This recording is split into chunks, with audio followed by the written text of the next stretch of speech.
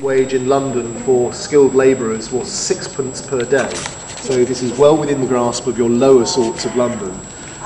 The plays began at 2 o'clock in the afternoon, so it is possible that some people were coming straight from work. And in this particular part of London, or the boroughs, this is where the trades that you didn't want happening within the city itself would go on. So fish gutting, slaughterhouses, butcheries, tanneries, the sort of the smellier businesses happening on this side of the river. And if by chance you find yourself standing next door to a tanner who has spent all morning in his arms with vats of leather being cured in dog poo and urine, maybe not the most savoury place to be. And that could be one reason for being left open air. But I don't want to go too far down that avenue. This idea that all Elizabethans were filthy, dirty and stank, it's not true. It's a bit of a myth.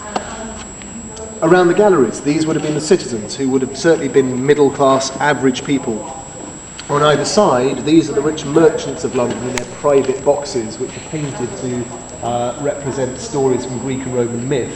So that's basically saying, I have been to grammar school, I know what these pictures are, I'm clever.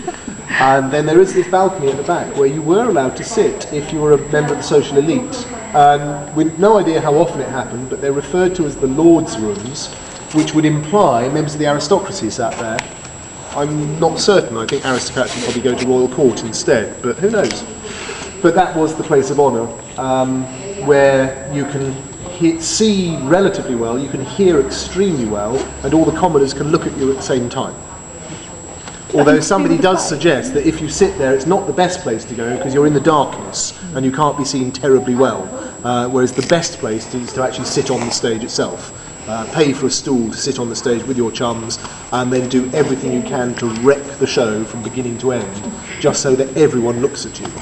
This becomes the Hello magazine of its time, or the celebrity Big Brother of its time.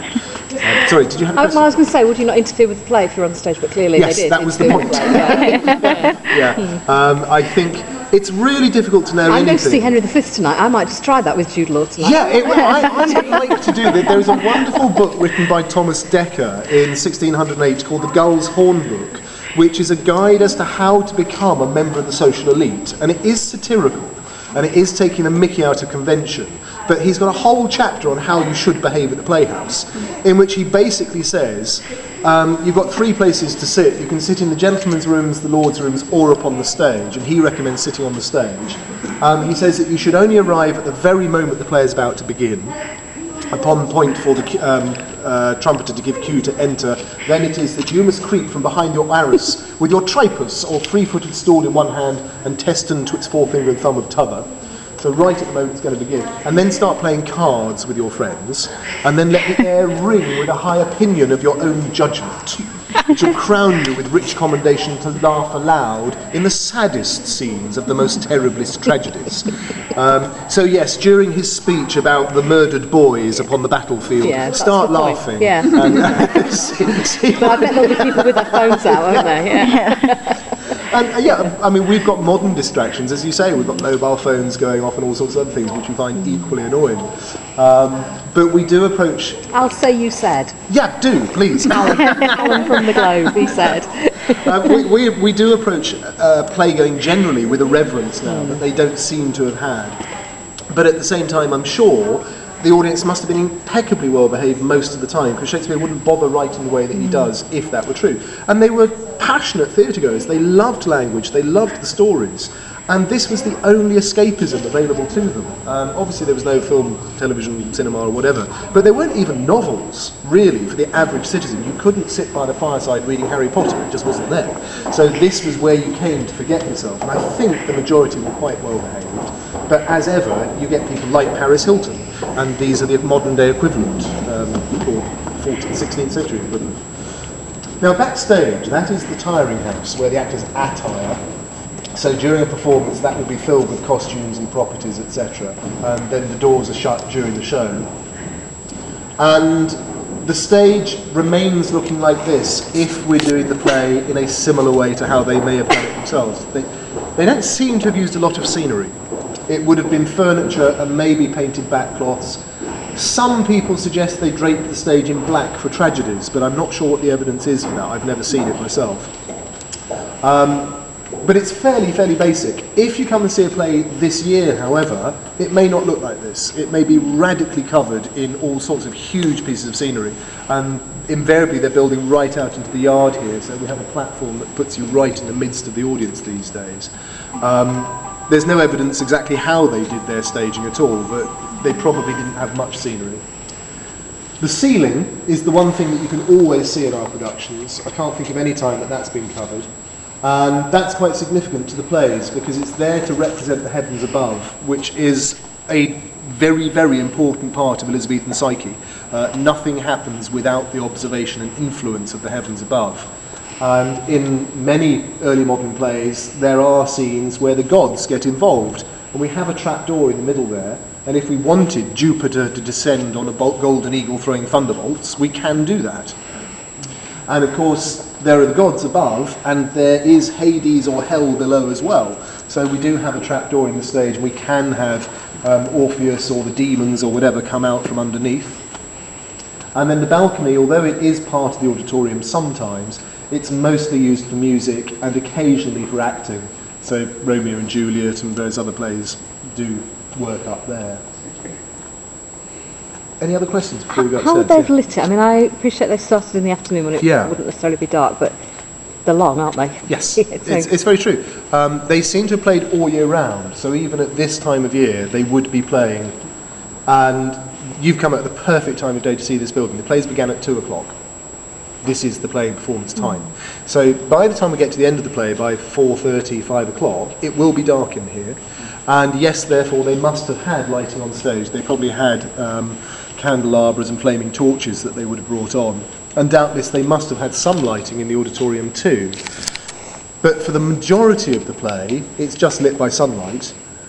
And for us as a modern theatre, the plays are only presented during the summer, so all of our plays are done in daylight to begin with. And now we've got these spot lamps, and they are there to recreate the sense of a daytime performance by lighting the audience and the stage as well. So on the whole, everyone's in a shared light that doesn't change.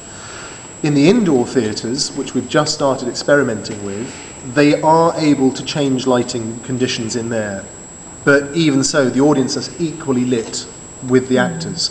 So unlike the West End theatres where the actors are blinded by the lights, here you can always see your audience, which is an alien idea for most modern actors, but it's a joyful one when doing Shakespeare, because here it means you can actually talk to the audience, and you don't have to ask, why am I talking to myself? In iambic pentameter, I am now alone upon the stage and I start talking. Who am I talking to?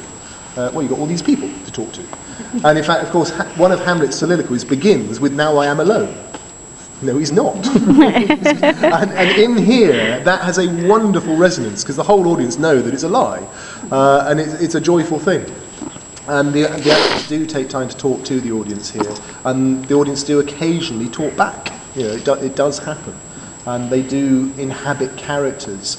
With plays like Henry V, we have found the yard here en masse choosing to become the English army. The siege of Harfleur, Henry came out through the double doors with the English standard over his full armour, said, once more unto the breach, dear friends, once more, and close up the wall with the English dead. They all went, yes! And then the French mayor comes on stage and they went, boo! But one day half the yard were French. And they booed every time Henry came on, and cheered every time the Dauphin came on. And the yard literally divided. All the French went that way, everyone else went this way, and there was a perilous narrow ocean parting them asunder. So that can be fun. Occasionally we get people being a little bit disruptive because they seem to think that's what you should do, and they can be a problem. We did have a woman in the very early days who brought a bag of vegetables and was throwing things at the actors. And they thought about throwing her out, but Mark Rylance made the choice. He said, no, actually, she's doing it for a reason. We'll let her carry on. It was a bit disruptive. And then there was somebody who came to see Antony and Cleopatra not knowing that Mark Rylance was playing Cleopatra, as it would have been done. And Mark walked on stage, quite clearly a man in a dress, and this guy at the back shouted out, I didn't come here to see men dressed as women, you puffs! Shut up! And he carried on shouting stupid things out, like you're taking jobs away from women and all sorts of stuff. And eventually Mark just stopped the show, and he said, you're ruining the play, go away. And he said, well, I want my money back. He said, fine, go and get your money. He said, how do I know I'm going to get my money back? He said, go to the box office and tell them Cleopatra has sent you. And there was this huge cheer as he got thrown out. So, yeah, it's different. Anyway, let's go this way.